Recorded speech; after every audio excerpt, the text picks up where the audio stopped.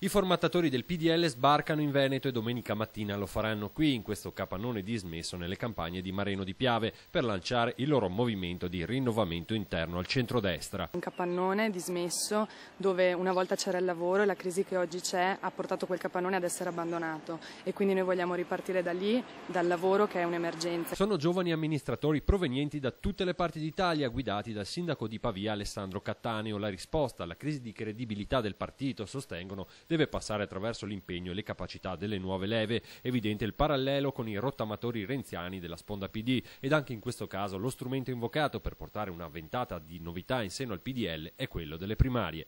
Noi riteniamo che le primarie siano uno strumento fondamentale affinché tanti Renzi possano nascere anche nel centrodestra, perché ci sono, bisogna solamente dargli la possibilità di crescere. Noi abbiamo un'idea di come strutturare questo nostro movimento politico e devono solamente darci la possibilità di concorrere e di giocarcela.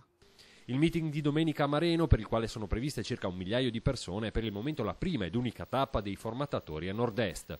Quello che noi chiediamo sono le primarie nel nostro partito e una svolta nelle proposte di governo, perché abbiamo visto da parte dei nostri amministratori fino adesso poca voglia di cambiare le cose veramente. La voglia di ripartire nel centrodestra diventa sempre più forte, così come quella di mettere nell'album dei ricordi l'immagine del partito carismatico lanciato da Berlusconi. Ha già fatto un passo indietro dal governo, ne ha fatto un indietro dal partito mettendo Angelino Alfano, può benissimo fare un ulteriore passo magari di lato per consentire a una nuova classe dirigente che già oggi amministra le nostre città, le nostre province e in alcuni casi anche le nostre regioni bene, venga data loro la possibilità di potersela giocare.